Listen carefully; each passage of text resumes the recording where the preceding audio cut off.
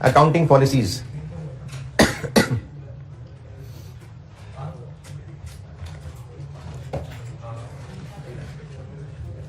इस चैप्टर के 3 हिस्से किए थे मैंने। इस चैप्टर के 3 हिस्से किए थे, एक एस्टीमेट चेंज, एरर्स और अकाउंटिंग पॉलिसीज। अकाउंटिंग पॉलिसीज होती क्या हैं? अकाउंटिंग पॉलिसीज होती हैं वो रूल्स, प्रोसीजर्स। अच्छा, रिवैल्यूएशन मॉडल IAS 16 क्या करते हैं उसमें? कैसे करते हैं? कैरिंग अमाउंट को फेयर वैल्यू से कंपेयर करते हैं, फिर उसको बढ़ा के रिवैल्यूएशन अपवर्ड है तो सरप्लस बना देते हैं, डाउनवर्ड है तो पहले सरप्लस है तो वो खत्म करते हैं। तो ये जो सारा रूल है ये अकाउंटिंग पॉलिसी है। यानी अकाउंटिंग करने के लिए जो रूल्स हैं वो अकाउंटिंग पॉलिसीज होती हैं। कहाँ से पता चलते हैं रूल्स? स्टैंडर्ड से। तो ये स्टैंडर्ड से ही पता चलते हैं। तो जो भी स्टैंडर्ड्स कह रहे होते हैं करने को वो अकाउंटिंग पॉलिसीज होती हैं। वो रूल्स और प्रिंसिपल्स जो बिजनेस यूज कर रहा होता है ताकि उससे अकाउंटिंग की जा सके उनको कहते हैं अकाउंटिंग पॉलिसीज। अकाउंटिंग पॉलिसी होती है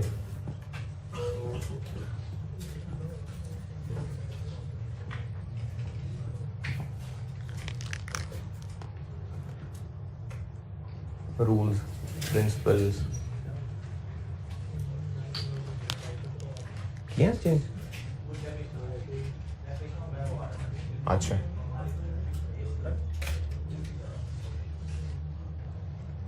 बात सुनिएगा।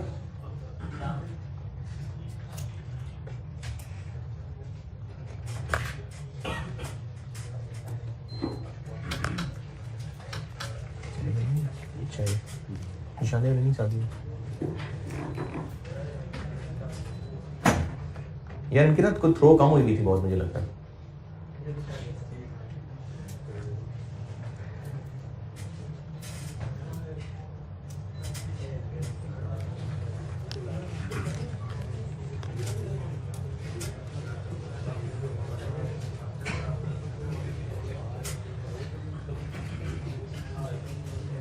अकाउंटिंग पॉलिसीज वो रूल्स होते हैं जो बिजनेस यूज कर रहा होता है for preparation, presentation of financial statements.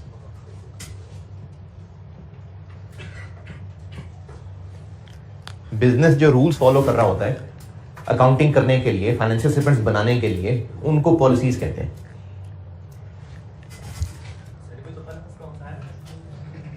Rules, principles and practices followed by an entity for preparation and presentation of financial statements.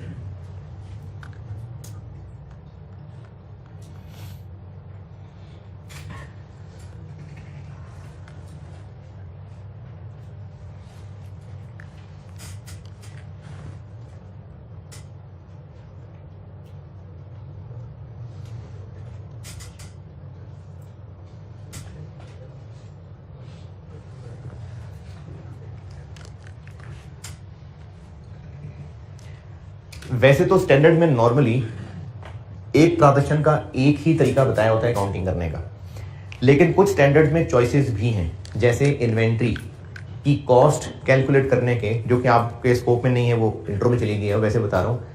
Inventory की कॉस्ट कैलकुलेट करने के एक FIFO मेथड होता है और एक वेटेड एवरेज मेथड होता है। जिन्होंने कॉस्ट पढ़ी है तो कॉस्ट में ये पढ़ा होगा। ये IAS 2 ने इजाजत दी हुई है कि चाहे तो इन्वेंट्री की कॉस्ट FIFO मेथड से कैलकुलेट कर लें, चाहे वेटेड एवरेज से। इसी तरीके से investment property, fair value model, cost model. तो IAS ने मर्जी है, चाहे कॉस्ट मॉडल लगा लें चाहे फेयर वैल्यू मॉडल लगा लें। तो कुछ जगह पर चॉइसेस हैं। अगर कंपनी पहले कॉस्ट मॉडल पे जाती थी, अब वो फेयर वैल्यू पे चलना चाह रहे हैं, या पहले कंपनी FIFO मेथड फॉलो करती थी, अब वो वेटेड एवरेज फॉलो करना चाह रही है, तो ऐसा कर सकते हैं। इसको कहते हैं चेंजेस इन अकाउंटिंग पॉलिसीज। ये बात दोबारा सुनिए, अकाउंटिंग पॉलिसीज वो रूल्स हैं जिनको फॉलो करके अकाउंटिंग की जाती है। जो भी IAS में अब तक ट्रीटमेंट चीजों की पड़ी है ना, वो अकाउंटिंग पॉलिसीज होती हैं। जिन स्टैंडर्ड्स में चॉइसेस हैं तो उस स्टैंडर्ड के मुताबिक फिर 2 अकाउंटिंग पॉलिसीज हो गई। कंपनी चाहे तो एक फॉलो कर ले, चाहे दूसरी फॉलो कर ले, और स्विच भी कर सकते हैं। अगर स्विच किया तो उसको अकाउंटिंग पॉलिसी में चेंज कहते हैं। अकाउंटिंग पॉलिसी में चेंज की मिसाल मैंने एक मिसाल दी है फाइफो से वेटेड एवरेज मेथड पे जाना, इसी तरह कॉस्ट मॉडल से फेयर वैल्यू मॉडल पे चले जाना। पहले कंपनी फॉलो किया करती थी इन्वेंट्री के लिए फाइफो मेथड, अब कंपनी सोच रही है वेटेड एवरेज कर लें, या इसका उलट है। इसी तरह पहले कंपनी इन्वेस्टमेंट प्रॉपर्टी के लिए कॉस्ट मॉडल फॉलो करती थी, अब सोचा है फेयर वैल्यू कर लेते हैं। तो इस हरकत को कहेंगे अकाउंटिंग पॉलिसी करनी चेंज।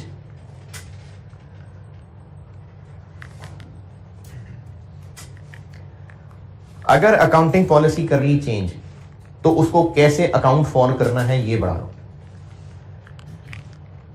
अगर बिजनेस की इन्वेस्टमेंट प्रॉपर्टीज पहले 4 थी और उनके लिए कॉस्ट मॉडल फॉलो करते थे, अब जब 5वीं प्रॉपर्टी खरीदी तो सोचा कि फेयर वैल्यू मॉडल पे चल लेते हैं, तो 5वीं के लिए फेयर वैल्यू मॉडल लगा लें, बाकी 4 के लिए कॉस्ट मॉडल चलता रहे। ये मुनासिब नहीं है।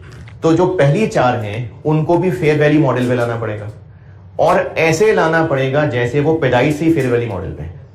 इसको कहते हैं अकाउंटिंग पॉलिसी की चेंज को रेट्रोस्पेक्टिवली अप्लाई करना।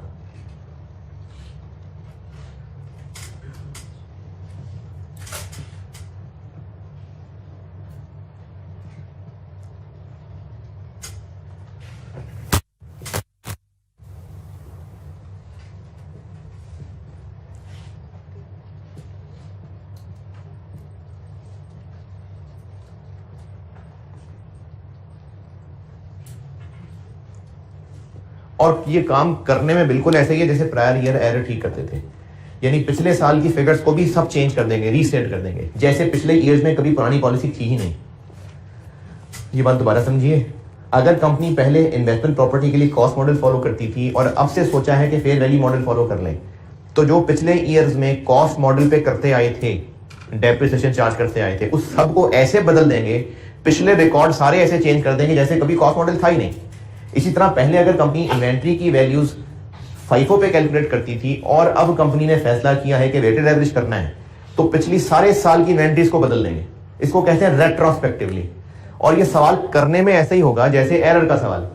जैसे अगर सवाल में ये कहा होता कि पिछले ईयर्स की इन्वेंट्रीज में ये गलतियां हो गई थी, तो कैसे ठीक करते? रीस्टेट करके ना। तो अब अगर ये कहा जाए कि इन्वेंट्री की पॉलिसी चेंज करनी है, उससे ये वैल्यू चेंज होनी है, तो जैसे एरर ठीक करना था सवाल करने के एतबार से, ये भी वैसे ही है। मैं सवाल करके दिखाता हूं फिर बात समझ आएगी। तो अगर कंपनी पॉलिसी बदल दे तो उस पॉलिसी चेंज को ऐसे अप्लाई करना है जैसे हमेशा से नई पॉलिसी ही थी। पिछली फिगर्स को चेंज कर देना है, पिछले ईयर्स बदल देने हैं, रीस्टेट कर देने हैं, बिल्कुल ऐसे ही जैसे एरर्स के ठीक करते हुए कर रहे होते थे। सवाल के साथ करके दिखाता हूं। इसका सवाल लिखें।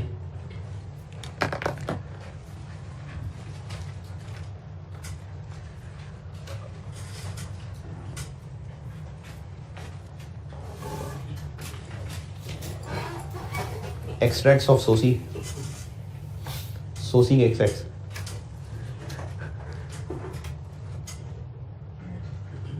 Balance as at, balance as at 1 जनवरी 21, बैलेंस एज एट 1 जनवरी 21 160,000, 160, 1,60,000। PAT 75,000, dividend 10,000,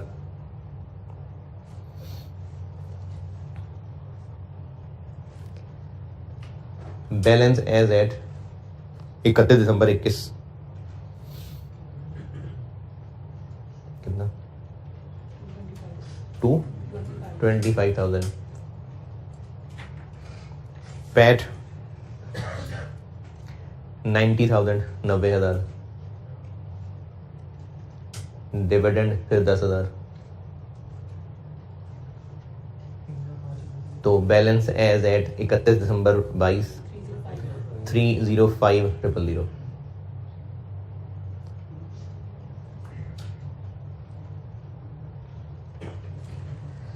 currently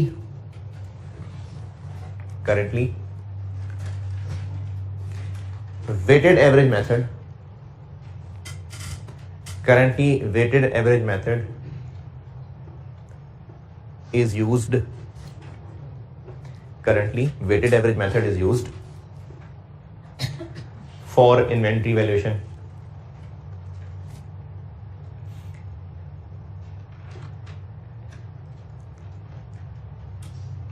Now management has decided. Now management has decided. Now management has decided to change valuation method to FIFO.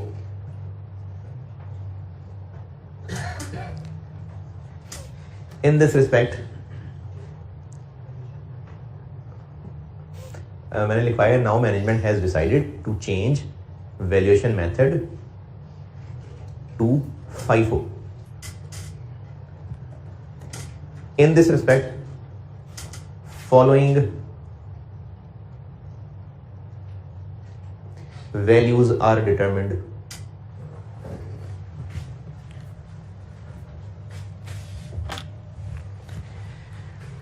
ये है following.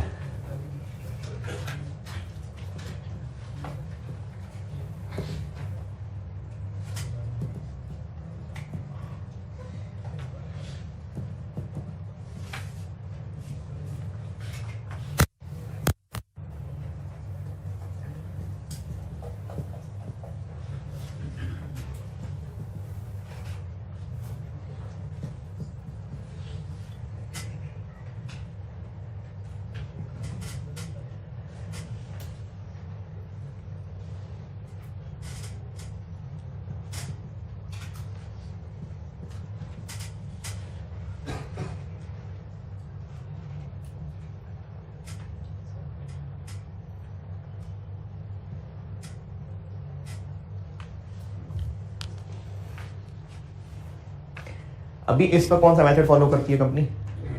यानी अभी इस वक्त books में जो इन्वेंट्रीज अकाउंटेड फॉर हैं वो इसमें हैं, जबकि कंपनी ने फैसला किया है कि इनको फाइफो पे ले जाना है, तो क्लोजिंग इन्वेंट्री की फिगर्स को इसकी बजाय इस वैल्यू पे लाना है।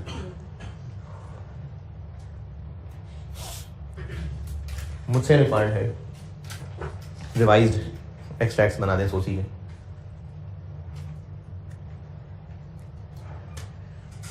अच्छा, अब ये फैसला हुआ है 22 में, लेकिन हम पिछले ईयर्स की फिगर्स भी बदल देंगे। और सवाल करने में ये ऐसा ही है कि जैसे आपको सवाल में लिखा मिलता कि असल में इन्वेंट्री की वैल्यूज ये थी, गलती से ये लिखी गई हैं, तो जैसे सवाल करते पॉलिसी चेंज भी वैसे ही करना है, यानी रेट्रोस्पेक्टिवली सेम कि पिछले साल की फिगर्स को चेंज कर दें।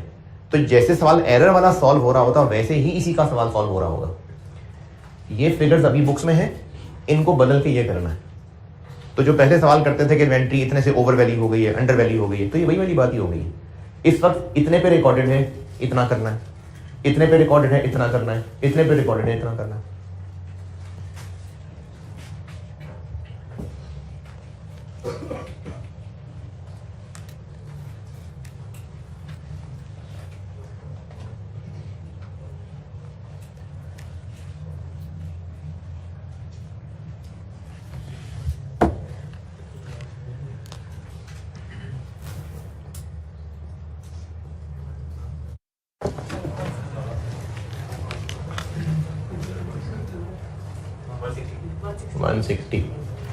ये सवाल सॉल्व करने में बिल्कुल एरर की तरह ही है, जैसे 20 और 21 तो इनके प्रॉफिट्स में ठीक हो जाएगा, जो उससे पुराना है ये इधर ओपनिंग में, 21 और 22 यहां हो जाएगा, जो उससे पुराना है यानी 20 वो इधर। एरर होता तो हम लिखते हैं adjustment for prior year error, अब लिखेंगे एडजस्टमेंट फॉर पॉलिसी चेंज।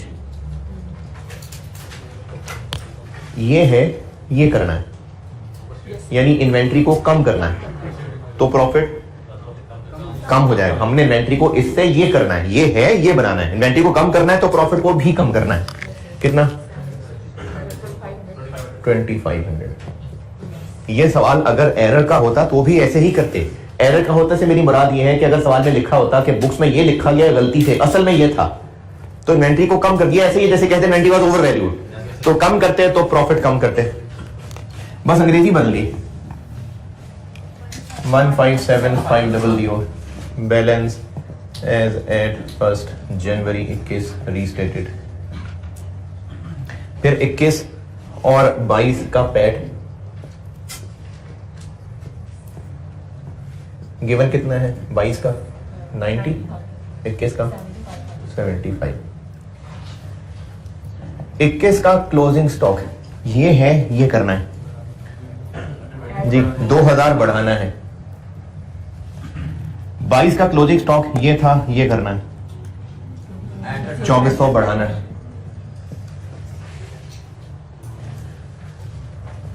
20 का क्लोजिंग यानी 21 का ओपनिंग कम करना है, ओपनिंग कम करना है, ऐड हो जाएगा, ओपनिंग कम करना है ना। और वैसे भी ये माइनस किया था तो प्लस हो जाएगा, ये इधर प्लस है तो इधर माइनस हो जाएगा।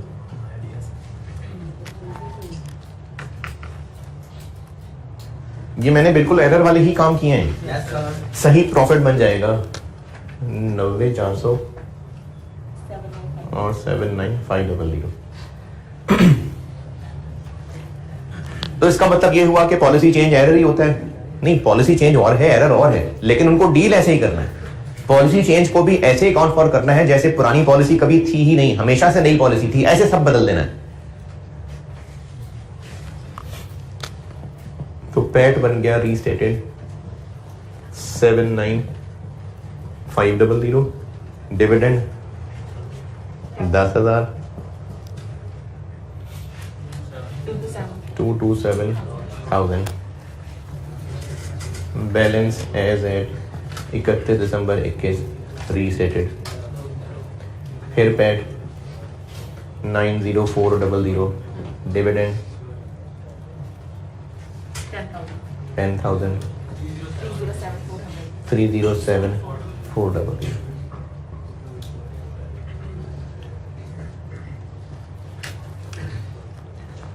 ये पॉलिसी चेंज। अच्छा, मैंने इसमें सिर्फ 2020 का क्लोजिंग स्टॉक बताया, 19-18 किधर है? ठीक, कैसे होंगे भाई? कंपनी अब शुरू हुई होगी? नहीं, पहले ही थी। नहीं, पॉलिसी तो 22 में चेंज हुई है, तो उसको तुमने सारे पिछले फिगर्स ठीक कर देने हैं। हाँ, तो तब FIFO से वेटेड एवरेज आया होगा तो सब बदल दिया होगा। तो अब भी FIFO करना है तो सारा ही बदलना पड़ेगा। है इन्वेंट्री थी। अगर मैं आपको इस सवाल में 20 से पुराना डेटा भी दे देता, इन्वेंट्री की बात कर रहा हूं, फिर भी उसको इग्नोर करना था, उसकी साइंस समझें। पहले तो इस सवाल में बताइए कोई मसला था? पॉलिसी चेंज है लेकिन सवाल को डील ऐसे ही कर रहे हैं जैसे एरर था। क्यों? क्योंकि दोनों को हैंडल करने का तरीका सेम है कि पुरानी फिगर सब बदल दें। मैंने कहा कि अगर आपको 20 से पुराने ईयर्स भी दिए होते तो इनको इग्नोर करते, उसकी वजह समझिए। 2016 में शुरू कर लेते, चले बिजनेस 2016 में शुरू हुआ था, तो फिर ये जो हमने 22, 21, 20 की इन्वेंट्रीज बदली हैं, तो 19, 18, 17, 16 की भी बदलनी होती। जिस तरह ये एडजस्ट किया है वो भी एडजस्ट करते। 20 को क्या किया? 20 को क्या एडजस्ट करने लगे हम? क्लोजिंग स्टॉक को 2,500 कम करना है। 21 में क्या कर रहे हैं? क्लोजिंग स्टॉक को बढ़ाना है। 22 में तो इसी तरह से पिछले ईयर्स में भी कर रहे होते हैं। 2016 पहला साल था, तो 2016 का क्लोजिंग, ये मैं ऐसी खुद ही फिगर रिज्यूम कर रहा हूं, हो सकता है कि 2016 का क्लोजिंग स्टॉक वेटेड एवरेज पे हमने 10,000 लिखा हो और अब FIFO पे 13 करना हो, तो क्या करते फिर हम 3,000 बढ़ाते। 2017 का ओपनिंग, 2017 का क्लोजिंग लेट से 4,000 कम करना होता, तो 2018 का ओपनिंग 4,000 बढ़ा देते हैं। 2018 का क्लोजिंग 1,500 कम करना होता, तो 2019 का ओपनिंग, देखें, एक के क्लोजिंग को बढ़ाना है तो प्रॉफिट्स को बढ़ाना है, फिर अगले साल ओपनिंग बढ़ने की वजह से प्रॉफिट्स को कम करना है, अपोजिट अपोजिट हो रहा होता। इसी तरह 2019 का क्लोजिंग लेट से 3,500 बढ़ाना होता, रिटेन अर्निंग को बढ़ाना होता, तो 2020 के ओपनिंग में, 2020 के क्लोजिंग में 2,500 कम करना है। 2021 के ओपनिंग, 2021 का क्लोजिंग 2000 प्रॉफिट्स को बढ़ाना है, 2022 का ओपनिंग, 2022 का क्लोजिंग,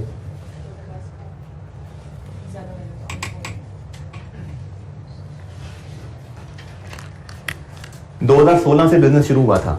अगर पॉलिसी चेंज का फैक्ट डालना है तो वो सारे ईयर्स में डालना है। ये जो 2022 के ओपनिंग और क्लोजिंग को ठीक किया, ये हमने 2022 के पैट में कर लिया ठीक।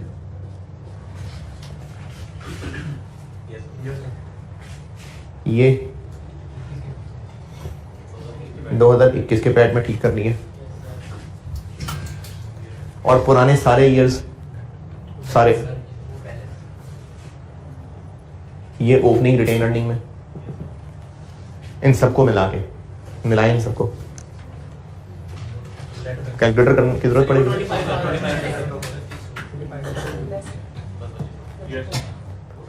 तो इसलिए इन्वेंट्री की एडजस्टमेंट अगर कोई पिछले ईयर्स की दी भी होती तो वो वैसे ही बेकार हो जाती।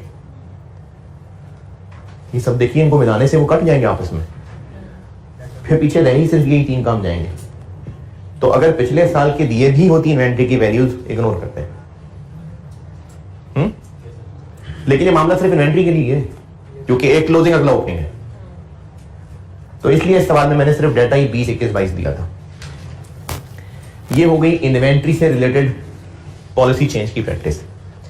एक और करा देता हूं सवाल, फिर पॉलिसी चेंज भी खत्म। हमने सिर्फ 3 साल तक कर दी इन्वेंट्री वाली फिगर, हाँ, अगर पुराना डाटा भी दिया होता तो वो यूजलेस होता, क्योंकि उसने वापस आपस में लड़ मर के खत्म हो जाना था। पेपर में भी क्वेश्चन है, तभी 3 साल से ज्यादा नहीं बढ़ना। सिर्फ इन्वेंट्री की बात करो। हाँ,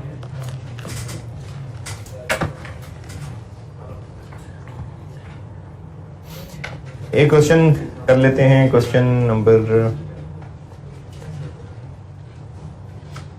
10। क्वेश्चन नंबर 10 नोट्स में, क्वेश्चन नंबर 10।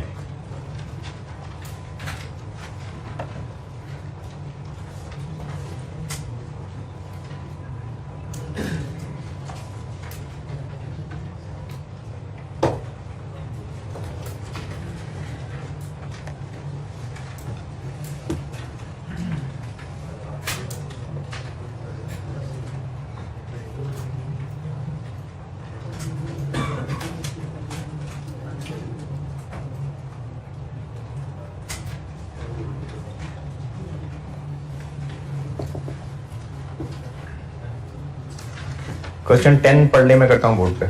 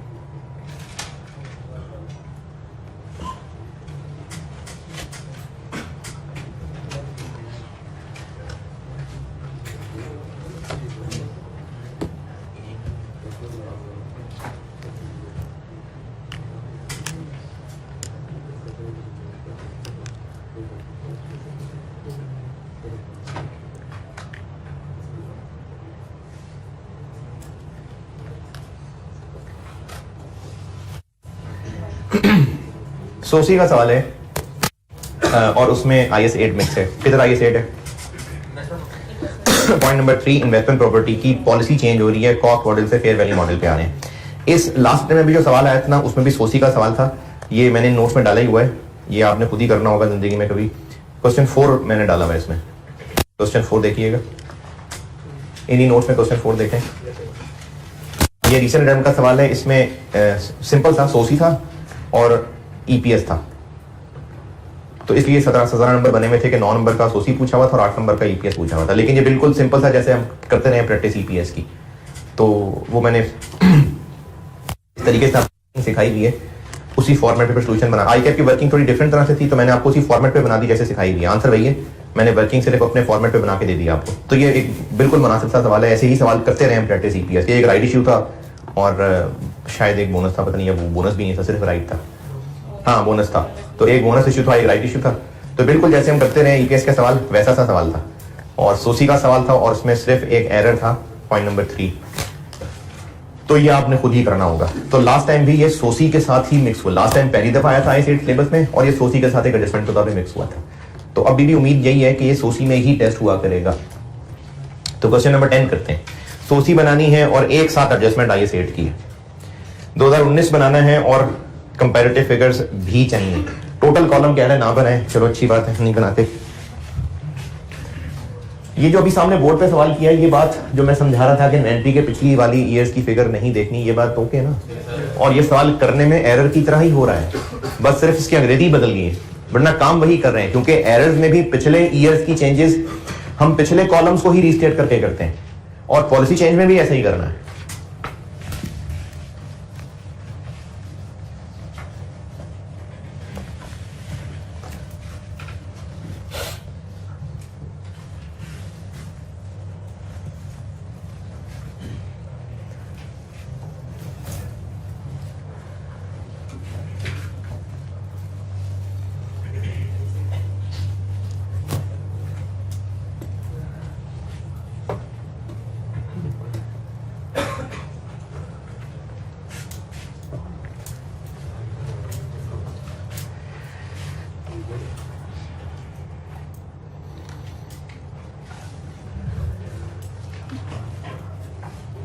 फिर डिटरमिनेंट है आज खत्म करने के लिए, या मैं अकेले ही करा दूं रिकॉर्डिंग?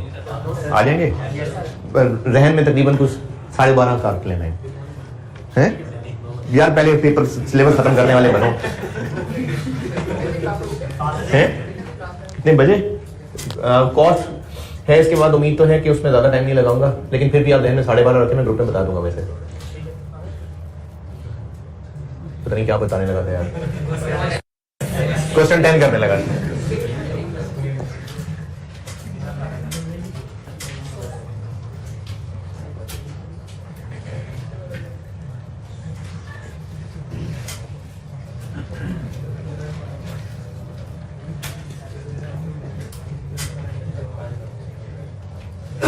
क्या ईयर एंड है?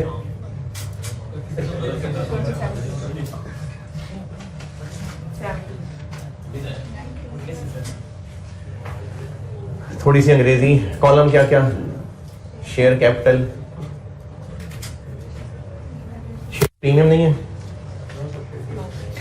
क्या पता बाद में जरूरत पड़ जाए।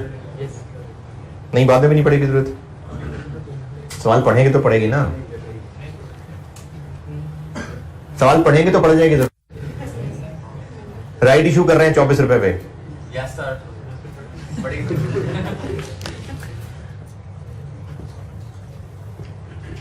और क्या? रिवैल्यूएशन सरप्लस है और रिटेन अर्निंग्स, टोटल की नहीं है जरूरत। रुपीज है, मिलियन है, थाउजेंड है, मिलियन।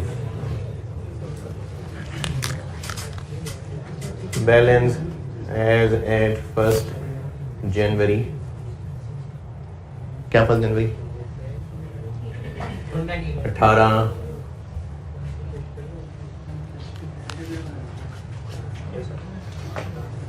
कंपैरेटिव बनेगा पहले, फिर 19 आएगा। तो 1 जनवरी 18 क्या क्या बैलेंसेस? पॉइंट नंबर 1 17 वाला कॉलम देखना है। अच्छा, पॉइंट नंबर ये 1 2 दफा लिखा गया गलती से।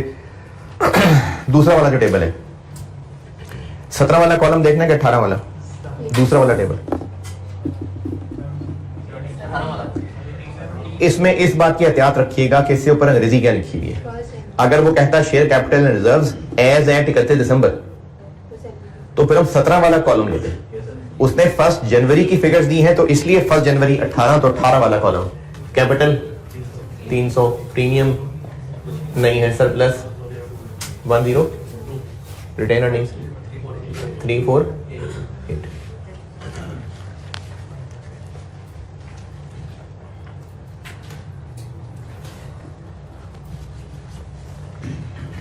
अब आगे, अच्छा पहले जब हमने सोसी पढ़ी थी तो सबसे पहले फाइनल डिविडेंड करते थे, लेकिन अब जब IAS 8 पढ़ लिया तो हो सकता है पहले कोई adjustment for prior year error आ जाए। तो हम इस वक्त 18 और 19 कर रहे हैं, तो क्या उससे पहले की भी कोई है एडजस्टमेंट, कोई एरर है, कोई पॉलिसी चेंज है? पॉलिसी चेंज है, तो 18 से पहले की भी कोई चीज है? बिल्कुल है, 2016 में प्रॉपर्टी खरीदी थी, तो इसलिए एडजस्टमेंट फॉर पॉलिसी चेंज आएगा यहां पर। जब सिर्फ सोसी का सवाल था तो ओपनिंग बैलेंस के बाद फाइनल डिविडेंड आता है पिछले साल का। अब IAS 8 पढ़ लिया हमने, तो उसमें हो सकता है जिन 2 साल को सॉल्व कर रहे हैं उससे पुराने साल की भी कोई एडजस्टमेंट हो, या तो कोई एरर हो या पॉलिसी चेंज हो। तो इस सवाल में है पॉलिसी चेंज, और उस पॉलिसी चेंज के असरात कहां कहां तक जाने हैं? कितना? 70? नहीं, ये इन्वेस्टमेंट प्रॉपर्टीज खरीदी कब थी? तो 17-16 भी ठीक होना है, क्योंकि पॉलिसी चेंज को ऐसे अकोमोडेट करना है जैसे शुरू से ही नई पॉलिसी थी, तो इसके इफेक्ट 17-16 में भी जाने हैं, इसलिए वो लाइन आएगी एडजस्टमेंट फॉर पॉलिसी चेंज।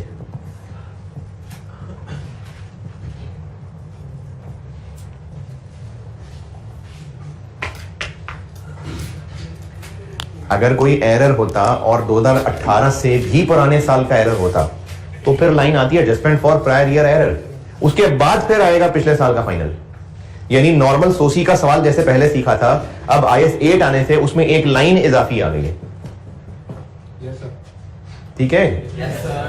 और अगर इस सवाल में पॉलिसी चेंज भी होती, एरर भी होता, तो दोनों लाइनें आ जाती है, एडजस्टमेंट फॉर पॉलिसी चेंज की लाइन भी आती है, एडजस्टमेंट फॉर प्रायर ईयर की लाइन भी आती है। चलें ये तो वर्किंग कर लेते हैं क्योंकि काफी सारे ईयर्स की वर्किंग है। Balance as at 1 January 18 restated. Working करते हैं पहले।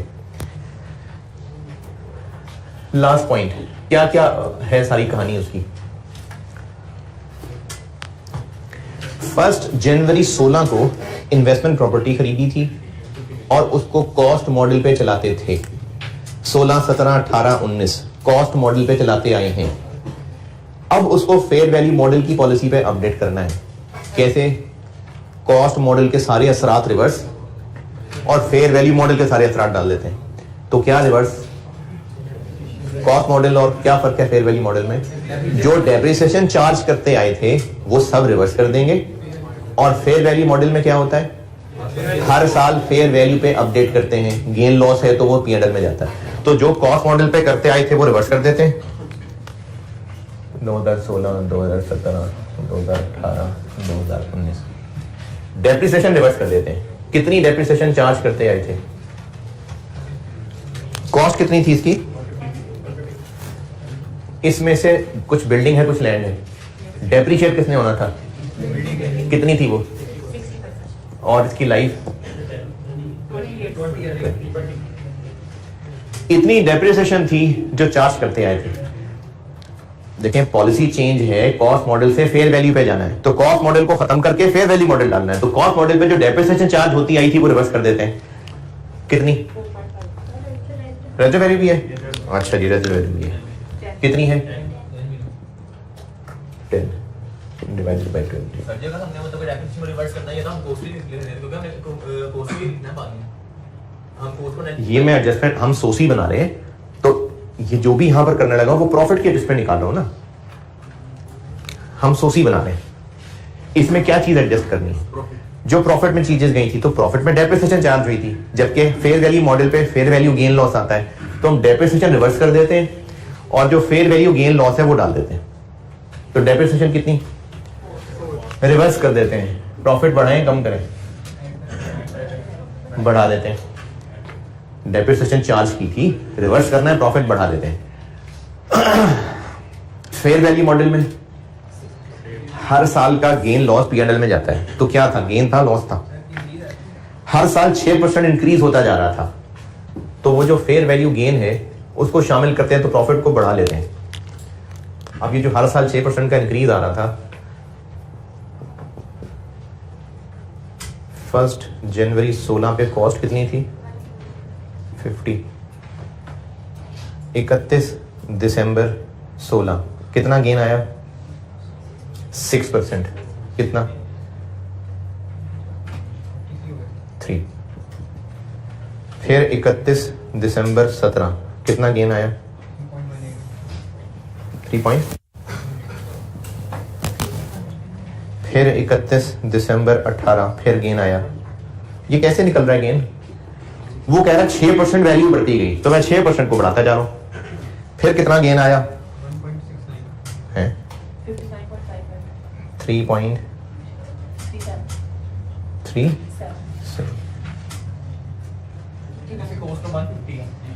150 है। ओहो, तो मैं तो कहां तक पहुंच गया, तो 2 शहर आगे पहुंच गया।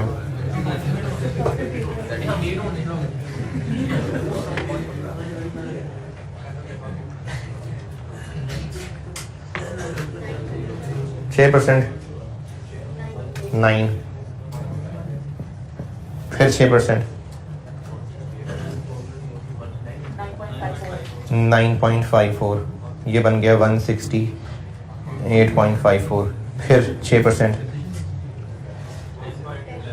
अच्छा, मैं इसको क्या रहा हूं, कॉस्ट मॉडल पे जो होता रहा था वो रिवर्स, और फेयर वैल्यू मॉडल से बदल देना है इसको, ये पॉलिसी चेंज है। तो कॉस्ट मॉडल पे डेप्रिसिएशन चार्ज होती आई थी, वो रिवर्स कर रहे हैं, प्रॉफिट को बढ़ाएंगे। फेयर वैल्यू गेन कहां लिखा है, 6% वैल्यू इंक्रीज हो रही थी, मतलब गेन आ रहा था, तो कितना गेन आ रहा था, ये मैं उसकी वर्किंग कर रहा हूं। पहले दिन जितनी खरीदी, 1 साल गुजरा, 6% उसकी मार्केट वैल्यू बढ़ गई, अगले साल 6% और बढ़ गई, फिर 18 में 10.11, 178 पॉइंट, और फिर फाइनली 19 में मजीद कितनी बढ़ गई 10.7। तो इतना मजीद हर साल गेन आता गया, ये भी प्रॉफिट्स में ऐड होगा। 9.54, 10.11 और 10.71, यानी हमें इस पॉलिसी चेंज की एडजस्टमेंट डालनी है, तो प्रॉफिट को बढ़ाना पड़ेगा 13.54, 14.11 और 14.71। और ये दोनों चूंकि 1918 से पुराने हैं, तो इन दोनों को मिला के 26 पॉइंट, इसको मैं कहाँ लिखूं, एडजस्टमेंट फॉर पॉलिसी चेंज, और इन दोनों को, इसको 18 के पैट में ठीक कर लेते हैं, इसको 19 के पैट में ठीक कर लेते हैं, क्योंकि सोसी में हम 19 और 18 तो अलग अलग लिखेंगे, उससे पुराने वालों को इकट्ठा करके वहां लिख लेंगे। एरर में भी यही काम करते हैं, तो ये यहां पर ऐड हो जाएगा 26.54, 300, 102 और 370, 4.54।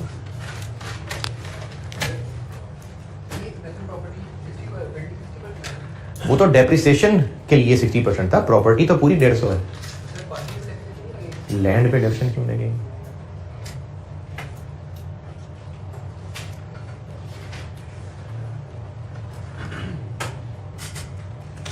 अब ये पैट तो दोनों ठीक होंगे, बाकी अब ये सोसी का सवाल है।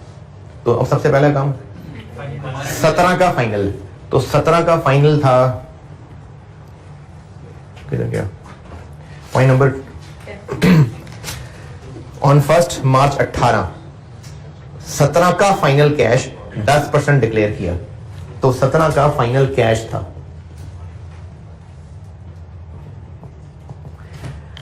10%।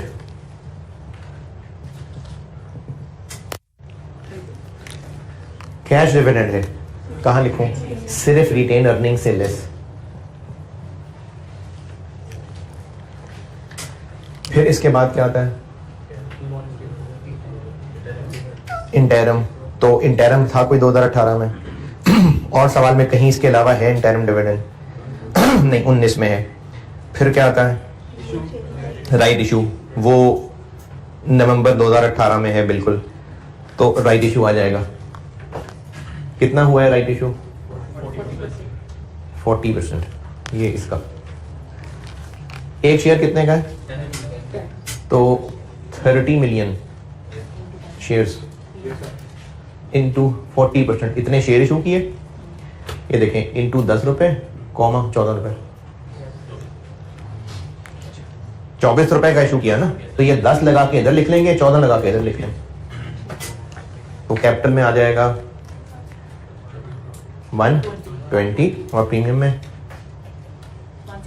168।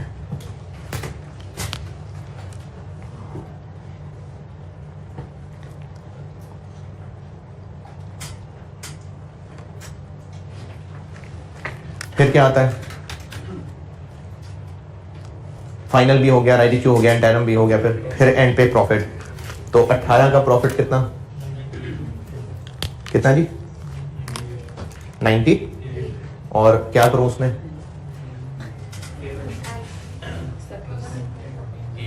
14.11।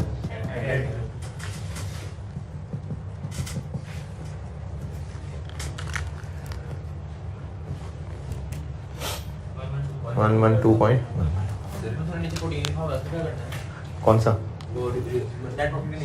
आ रहे हैं ना, आ रहे। पैट के बाद और क्या आता है? वो क्या है जो ऊपर टेबल में revaluation surplus arising during the year, ये क्या चीज लिखी है? ये अदर कॉम्प्रिहेंसिव इनकम है। जो रीवैल्यूएशन सरप्लस रीवैल्यूएशन करते हुए डेबिट क्रेडिट हो रहा होता है वो ओसीआई में आता है। सोसी बिल्कुल भूल गया, सारा का सारा भूल गया। जो रीवैल्यूएशन सरप्लस इस साल में रीवैल्यूएशन करते हुए डेबिट क्रेडिट हुआ होता है वो ओसीआई में प्रेजेंट होता है। ये सोसी पढ़ाते हुए बताया था, वो जब रिवाइज करेंगे तो आ जाएगा याद। तो ये ओसीआई बताया हुआ है। कितना?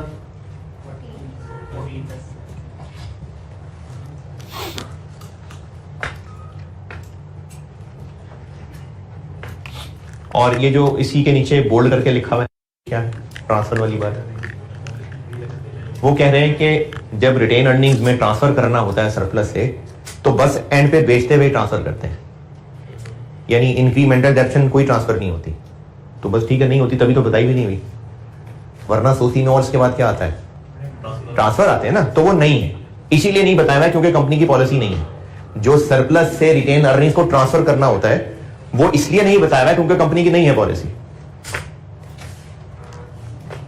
यार ऐसी शक्लें ना बनाए कोर्स के एंड पे। सोसी में पैट ओसीआई ट्रांसफर होते हैं, तो ट्रांसफर नहीं है इस सवाल में। बस ये 18 हो गया क्लोज। 420 168 88 456 पॉइंट।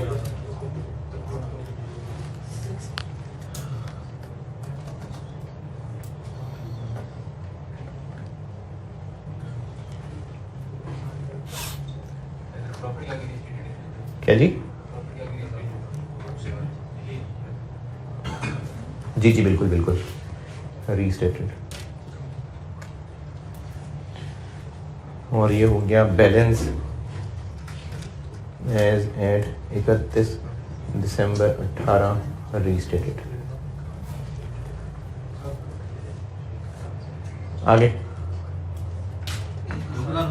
18 का फाइनल डिविडेंड। 2018 का कोई फाइनल डिविडेंड नहीं है। फिर 2019 का इंटरम वो है, इंटरम बोनस है। कितना? तो 420 का 15% बोनस डिविडेंड है। कहां कहां लिखें? कैपिटल में भी आएगा 60 और रिटेन अर्निंग्स में भी आएगा।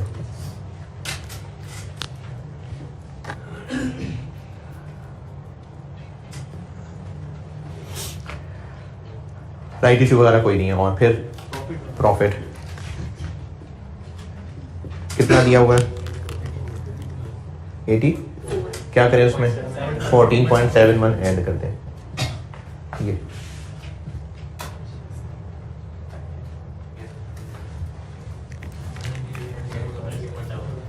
कितना 98.71 98.71 OCI कितना 25 और बैलेंस एज एट 31 दिसंबर 19 ये क्लोजिंग बैलेंस आ रहा है 483 168 113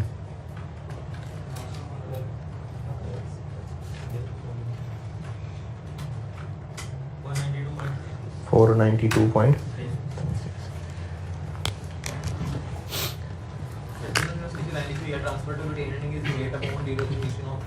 जब रिवैल्यूएशन मॉडल होता है तो सरप्लस को ट्रांसफर करने के दो मौके होते हैं।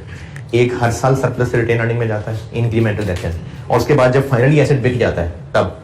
लेकिन ये कंपनी की मर्जी होती है, तो कंपनी की मर्जी है कि बस एंड पे ट्रांसफर करना है, साथ साथ नहीं करना।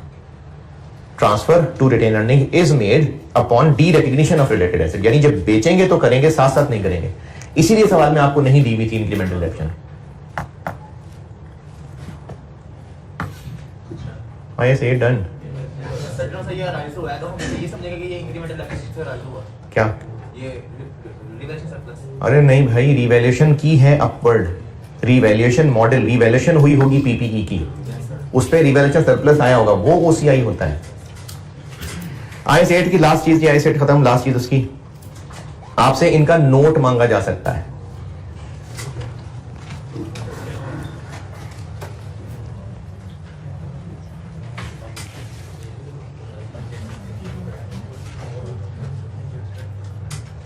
ये नोट कर लिया?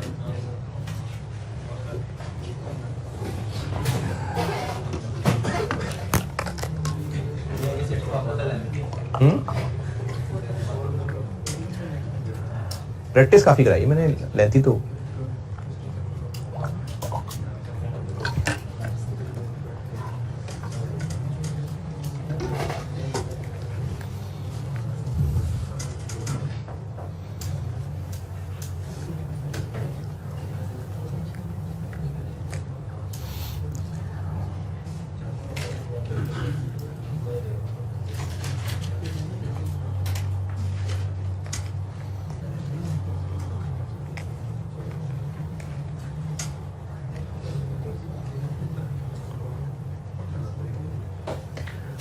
अच्छा, मैं आपको डिटेल्स बताता हूं, उससे पहले अपने उर्दू में अपने पास एक नोट लिख लें, उर्दू इंग्लिश पंजाबी पश्तो जैसे भी।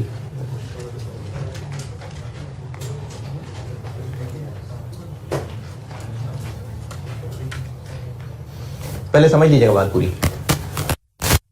इनकम स्टेटमेंट के सवाल भी किए इसमें, बैलेंस शीट के एक्सट्रैक्ट्स के भी एक दो कर लिए, सोसी भी आ गई।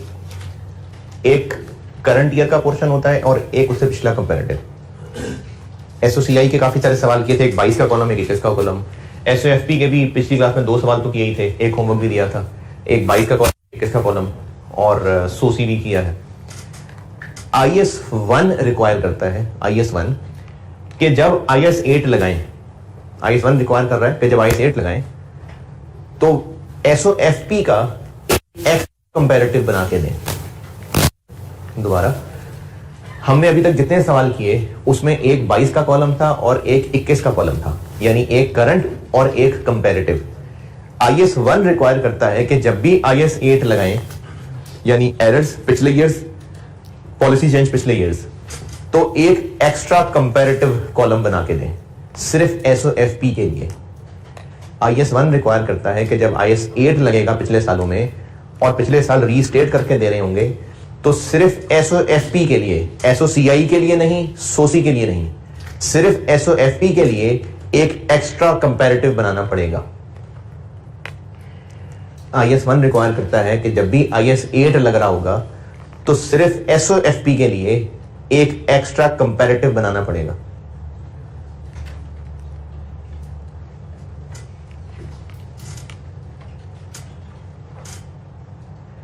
यानी जो पिछली से पिछली क्लास जब मैं SOFP कर रहा था, जिसमें मैंने PPE दिया हुआ था और उसी के जैसा एक होमवर्क भी दिया था, अगर उस सवाल में डेटा होता, डेटा था नहीं, अगर होता तो हमें साथ इसका कॉलम भी बनाना था। ये मतलब है इस बात का। डेटा नहीं है तो बात खत्म हो गई, लेकिन अगर डाटा होता तो 21 के साथ साथ 20 का भी एक कॉलम बनाना पड़ता। एसओएफपी का सवाल हो अगर और IS 8 लग रहा है तो एक एक्स्ट्रा कंपैरेटिव बनाना होता है, या IS 1 की रिक्वायरमेंट है। और इसमें आपके लिए याद रखने वाली बात यह है कि अगर सवाल में डाटा है तो आपको एक कंपैरेटिव और बनाना पड़ेगा। सिर्फ एसओएफपी की बात कर रहा हूं, बाकियों के लिए नहीं रिक्वायर्ड जी। फिर डाटा दिया होगा।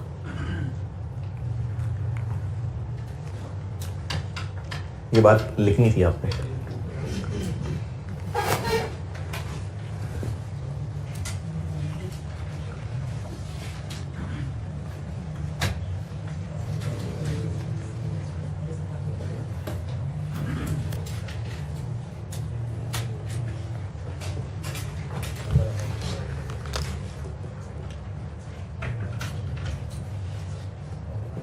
पहले बताता हूं एरर्स।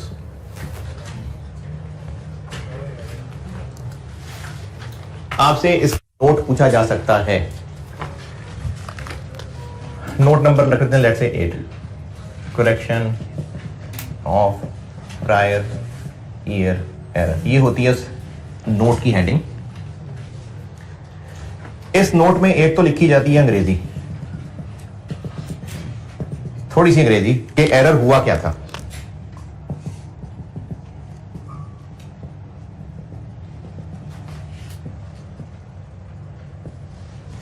दुनिया वालों को बस ये बताना होता है कि एरर क्या हुआ था। अगर 2-3 एरर्स थे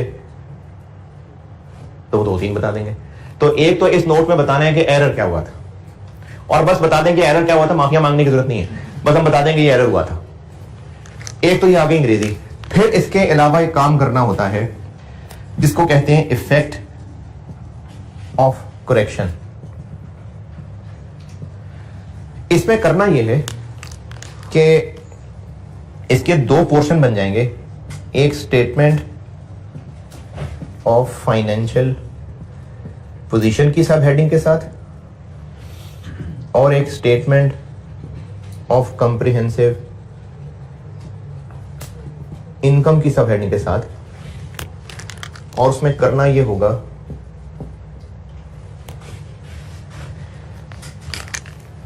इफेक्ट ऑफ करेक्शन का मतलब है कि हमने क्या की है करेक्शन, उससे क्या हुआ। जैसे ये जो सवाल अभी इस वक्त बात करते हैं, प्रॉफिट 2018 का इतना शो किया हुआ था, हमने क्या करेक्ट किया? हमने 14.1 से इंक्रीज डिक्रीज। तो हम ये बताएंगे कि हमने इसकी करेक्शन का फैक्ट ये किया कि प्रॉफिट इज इंक्रीज्ड बाय जो भी इसकी अमाउंट 14.11। इसी तरह से हमने और क्या चेंज की? डेप्रिसिएशन इज डिक्रीज्ड बाय जो भी इसकी अमाउंट थी। PPE is increased by, retained earnings is decreased by।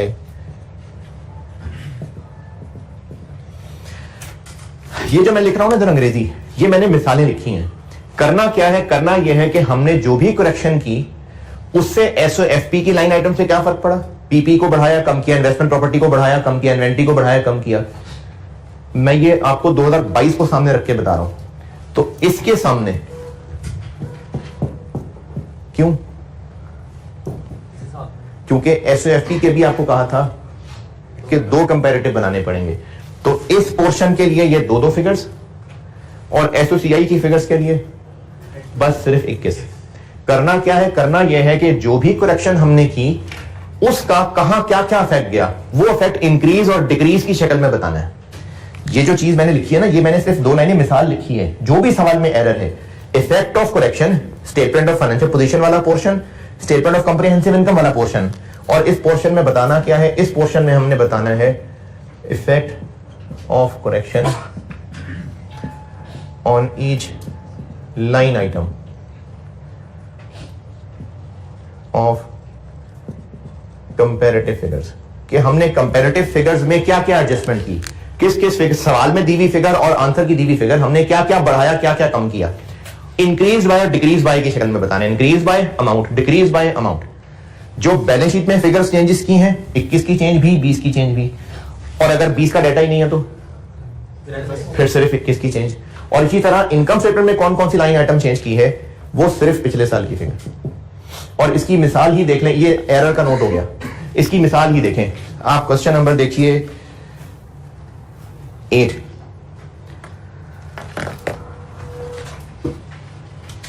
Question number 8 की शक्ल देखें और आपको अंदाजा होगा कि 10 नंबर मुफ्त के थे। क्वेश्चन नंबर 8, क्वेश्चन नंबर 8 क्या है? चांद पेंट्स लिमिटेड पहुंचे? 2016 में हम खड़े हैं अभी। 2016 का ड्राफ्ट कॉलम है। आखिरी कॉलम क्या है? 2015 ऑडिटेड। ये क्या है? ये वो है जो 2015 इशू किया था। सेकंड कॉलम क्या है? 2015 आफ्टर करेक्शन। हमें 2016 में आके 15 के एरर पता चले तो उनको जब ठीक करेंगे तो ये वो रीसेटेड वाला कॉलम है। सारी लाइन आइटम्स बता दी और आपको ये पता चल रहा है कि 15 की फिगर्स क्या थी और अब रीस्टेटेड फिगर क्या है, और करेक्शन ऑफ एरर का नोट पूछा है। कैसे कैलकुलेट, कैसे बताएंगे? किन का डिफरेंस? 15 के दोनों कॉलम्स का, बस गिवन फिगर्स का डिफरेंस लेना। 10 नंबर है इसके। पीछे सोल्यूशन भी देख लें इसका, पीछे सोल्यूशन भी देख लें कि करेक्शन ऑफ एरर का नोट किस तरह का होता है।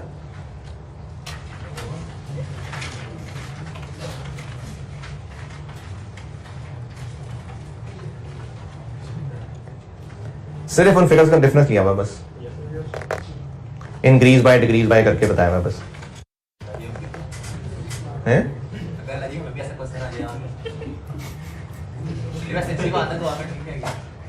और हो भी जाए, पास भी हो जाए पेपर।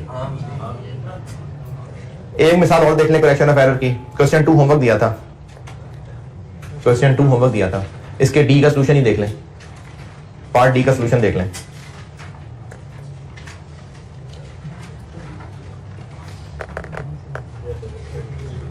जो जो गलतियां ठीक की हैं उनका किस किस लाइन पे क्या इफेक्ट आया, बस वो बताना है। एरर बता दिया क्या था और उसका इफेक्ट बता दिया। आपने भी बात बताई थी कि हम मतलब जब एसओएफपी बनाएंगे तो हम पिछले साल का कंपैरेटिव फिगर्स जरूर लिखेंगे। नहीं, एसओएफपी में एक कंपैरेटिव एक्स्ट्रा देनी है। मतलब कि अगर 2 उन्होंने गए तो हम एक और एक्स्ट्रा लिखेंगे। नहीं, अगर सवाल 2000 जैसे अभी जो सवाल किया, ये जो भी क्वेश्चन 8 दिखाया है, इसमें 16 करंट ईयर है, 15 का कॉलम दिया हुआ है। अगर आपको 14 का भी कॉलम दिया होता तो एसओएफपी के लिए 14 वाले कॉलम की भी चेंजेस बताते। जी हाँ जी, हम 2022 में खड़े हैं। नहीं, अगर रीस्टेट किया है तो हाँ ना, अगर रीस्टेट, अगर 20 का कोई एरर था उसको रीस्टेट किया है तो ये बताना है। अगर 2020 में रीस्टेट ही कुछ नहीं किया, क्योंकि हम रीस्टेट करेंगे तो एक्स्ट्रा कंपैरेटिव देंगे। ये करेक्शन ऑफ एरर का नोट है। Yes sir. नोट है लेकिन नोट करें।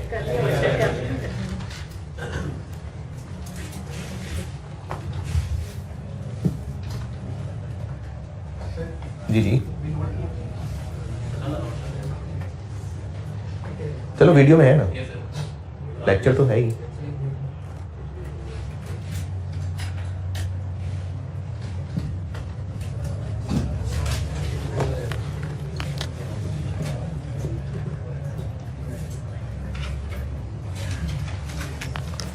नोट नंबर का कुछ भी 6 है, let's say change in accounting, same note है इसका, एक चेंज के साथ। एक तो बताएंगे कि पॉलिसी चेंज क्या की है, जैसे अभी पिछले सवाल में क्या किया था, कॉस्ट से फेयर वैल्यू पे गए थे, ये बता देंगे। फिर इसके अलावा वही काम जो बिल्कुल एरर में जैसे बताना है,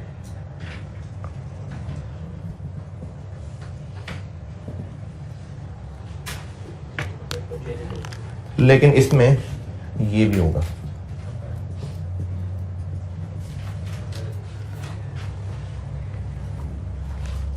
इफेक्ट ऑफ पॉलिसी चेंज बताएंगे, लेकिन कंपैरेटिव में भी और करंट में भी, ये फर्क है इसमें बस, बाकी ऐसे ही। नहीं नहीं, ये नोट तो IS 8 की रिक्वायरमेंट है। IS 1 सिर्फ कह रहा था कि वो 20 एक्स्ट्रा बना दो। IS 8 पॉलिसी चेंज का नोट ये है, बिल्कुल एरर जैसा, सिर्फ ये भी आएगा कि करंट में क्या चेंज की। जैसे अभी जो पहले इन्वेंट्री वाला सवाल किया था, चलो पॉलिसी चेंज वाला सवाल किया था अभी इन्वेस्टमेंट प्रॉपर्टी वाला, तो हम बताएंगे कि इन्वेस्टमेंट प्रॉपर्टी इतने से इंक्रीज हो जाएगी, प्रॉफिट इतने से डिक्रीज हो जाएगा, 22 में इतना, 21 में इतना, 22 में कितना 14.71, 21 में कितना 14.11, पिछले साल में कितना, वो जो वर्किंग की हुई थी। तो इसमें करंट का भी कॉलम बनाना पड़ेगा।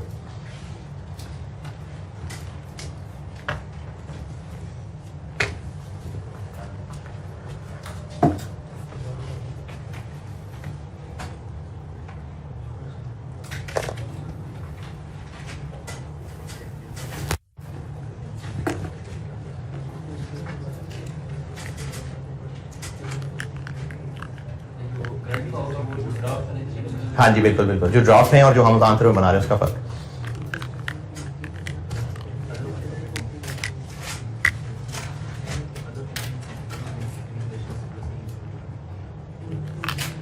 और एस्टीमेट चेंज का सिर्फ इतना अप्रैल फाज में लिख लें कि अगर एस्टीमेट चेंज का नोट हुआ तो वो अलग नोट नहीं होता, वो पीपीई के नोट के अंदर एक पॉइंट आ जाएगा कि ड्यूरिंग द ईयर लाइफ का एस्टीमेट चेंज हो गया। एस्टीमेट चेंज भी बताना होता है दुनिया वालों को, लेकिन उसका कोई अलग चीज नहीं है, वो पीपीई के नोट में एक पॉइंट आ जाएगा कि एस्टीमेट इतने से इतना हो गया। सवाल में अगर एरर है तो एरर नोट बनेगा, पॉलिसी चेंज है तो पॉलिसी नोट नोट बनेगा। इनकम स्टेटमेंट और कॉम्प्रिहेंसिव इनकम स्टेटमेंट में हम दोनों केसेस में लॉस रिवलेशन लॉस रिवर्सल बताया, हम दोनों लिखते हैं। ये जो मैंने सोसी पढ़ाई थी ना, तब ये सारी रिवर्शन वाली चीजें रिवाइज करवाई थी कि ओसीआई में क्या जाएगा और पीएनएल में क्या जाएगा, वो रिवाइज करोगे तो ठीक है जी। IS 8 done. और अगली क्लास में जो आना चाहे तो मैंने भी अकाउंटिंग कॉन्सेप्ट्स बताने हैं और नॉन प्रॉफिट ऑर्गेनाइजेशन। ठीक है, अल्लाह हाफ़िज़।